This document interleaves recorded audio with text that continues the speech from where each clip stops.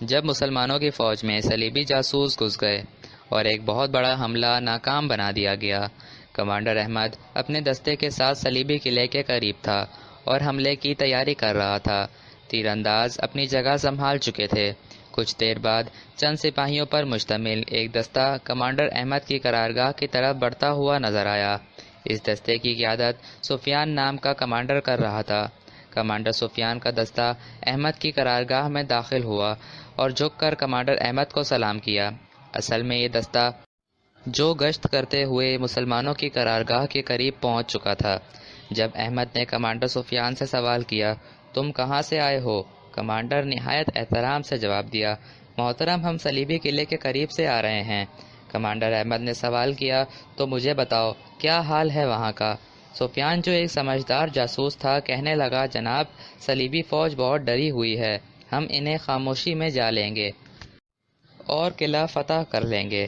Commander Ahmad کو سفیان کی باتوں سے شک ہونے لگا۔ انہوں نے دل میں سوچا، کل آنے والے جاسوس تو بتا رہا تھا یہ جنگ آسان نہ ہوگی، صلیبی فوج بہت زیادہ تعداد میں ہے اور مسلمانوں کے حملے کا انتظار کر رہی ہے۔ کمانڈر احمد نے سفیان کو جانے کو کہا اور اپنے ساتھی کمانڈر کو بلاتے ہوئے ان کے سامنے دونوں جاسوسوں کی بات رکھی اور کہا، میرے ساتھیوں مجھے بتاؤ میں کیا کروں؟ ایک ہی محاذ سے دو قسم کی خبریں موصول ہو رہی ہیں۔ ان معلومات کے چلتے ہوئے صلیبی فوج پر حملہ کرنا درست نہیں۔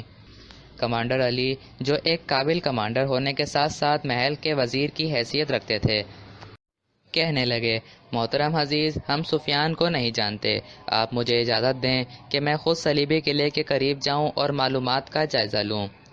کمانڈر احمد اس بات پر راضی ہو گئے۔ کچھ دیر بعد کمانڈر علی کی واپسی ہوئی۔ ان کی دی گئی معلومات کے بعد کمانڈر احمد نے فوری طور پر سفیان کو گرفتار کرنے کا حکم دیا۔ چند سپاہی فوری طور پر سفیان کو گرفتار کرنے کے لیے روانہ کر دیے گئے۔ سفیان سے تحقیقات کرنے کے بعد پتہ لگا کہ کچھ دیر میں ایک صلیبی لشکر قرارگاہ پر حملہ کرنے والا ہے۔ یہ خبر سن کر کمانڈر احمد کے خیمے میں ہلچل مچ گئی۔ مزید تحقیقات کرنے پر پتہ چلا کہ اس دستے کی قیادت فلاسطیس نام کا ایک کمانڈر کر رہا ہے۔ اس دستے میں 1200 سپاہی موجود ہیں، جن میں 700 پیادہ اور 500 تیر انداز موجود ہیں۔ احمد نے اپنے ساتھی کمانڈر کو حکم دیا کہ ہم فوج کو 3 حصوں میں تقسیم کریں گے۔ پہلا حصہ جس کی کمان میں خود ذاتی طور پر کروں گا، دوسرا حصے کی کمان کمانڈر علی کو دی جائے گی، تیسرا دستہ جو تیر اندازوں پر مشتمل ہوگا اس کی کمان کمانڈر ابوبکر کو دی جائے گی۔ پہلا دستہ جس کی کمان میں خود ذاتی طور پر کر رہا ہوں گا وہ دستہ یہیں قرارگاہ میں قیام کرے گا، جبکہ دوسرا اور تیسرا دستہ پیچھے جنگل کی طرف چلے جائے گا۔ صلیبی فوج کے حملے کی صورت میں ایک حصہ جو یہاں قرارگاہ میں موجود ہوگا احتیاط سے حملے کا جواب دیتے ہوئے پیچھے ہٹے گا، اور جب صلیبی فوج پوری طرح قرارگاہ میں داخل ہو جائے گی اس وقت کمانڈر علی صلیبی فوج کے عقب سے حملہ کریں گے اور صلیبی فوج کو گھیرے میں لے لیں گے۔ عین اس وقت کمانڈر ابوبکر جن کے پاس تیر اندازوں کی کمان ہوگی داہنی اور بائیں جانب سے تیر اندازوں کی مدد سے صلیبی فوج پر حملہ کریں گے۔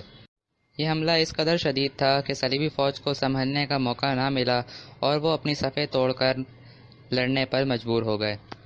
اس موقع کا فائدہ اٹھاتے ہوئے کمانڈر احمد نے کمانڈر فلاسطیس جو صلیبی فوج کی کمان کر رہے تھے ان پر حملہ کر دیا۔ اپنے چند سپاہیوں کے ساتھ کمانڈر احمد نے کمانڈر فلاسطیس کا سر قلم کیا اور صلیبی فوج کا ایک بہت بڑا حملہ ناکام بنا دیا۔ اس حملے میں صلیبی فوج کا جانی نقصان بہت زیادہ ہوا اور بچی کچی فوج قلعے میں واپس جانے پر مجبور ہو گئی۔ اس موقع سے فائدہ اٹھاتے ہوئے کمانڈر علی نے اپنے چند جاسوس صلیبی فوج کے ساتھ قلعے میں روانہ کر دیے، جس کا فائدہ یہ ہوا کہ اگلے ہی صبح مسلمانوں نے صلیبی قلعے پر حملہ کر دیا۔ جو صلیبی فوج پہلے اپنا حملہ ناکام ہونے کی وجہ سے پوری طرح بکھر چکی تھی، ان کے ان چند بچے کچے سپاہیوں میں مسلمانی فوج کا ایک خوف ایک رتبہ قائم ہو گیا اور صلیبی فوج نے قلعہ مسلمانوں کے حوالے کرتے ہوئے جزیہ دینے کا عہد کیا۔ کمانڈر احمد نے قلعے کی چابیاں لیتے ہوئے قلعہ ابوبکر کے حوالے کیا اور اپنے لشکر کے ساتھ آگے قیام کی طرف چلے گئے۔ کمانڈر احمد اور کمانڈر علی قلعہ فتح کرنے کے بعد قلعے سے تشریف لے گئے۔ چند میل کی مسافت کے بعد انہیں خبر ملی کہ شام میں مسلمانی فوج صلیبی فوج کے گھیراؤ میں آ چکی ہے اور بے انتہا جانی اور مالی نقصان اٹھا ہوا ہے۔ یہ خبر سن کر کمانڈر احمد نے کمانڈر علی کو حکم دیا کہ آپ اپنے چند دستے لے کر شام میں اپنے مسلمان بھائیوں کی مدد کے لیے روانہ ہو جائیں۔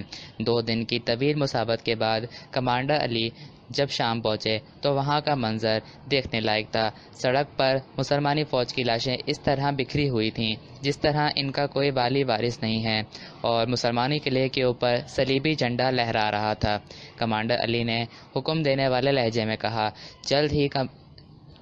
جلد ہی اس قلعے کے حاکم سے میری ملاقات کرواؤ۔ ایک الچی قلعے روانہ کر دیا گیا۔ جب صلیبی کمانڈر کو خبر ملی کہ مسلمانوں کا الچی آیا ہے، اس نے بے انتہا مثابت سے اس الچی کو اپنے پاس بلایا اور اس الچی کا سر کرم کر اس کا سر مسلمانوں کے پاس واپس بھیج دیا اور اعلان کروایا کہ ہم جنگ کے لیے تیار ہیں، تم حملہ کرنا چاہتے ہو تو حملہ کر دیکھ لو۔ ناظرین، اگر آپ کو ہماری کہانی پسند آئی تو دانیال ایڈٹس کو سبسکرائب کرنا نہ بھولیں، ساتھ ہی موجود بیل آئیکن کو بھی کلک کر دیں۔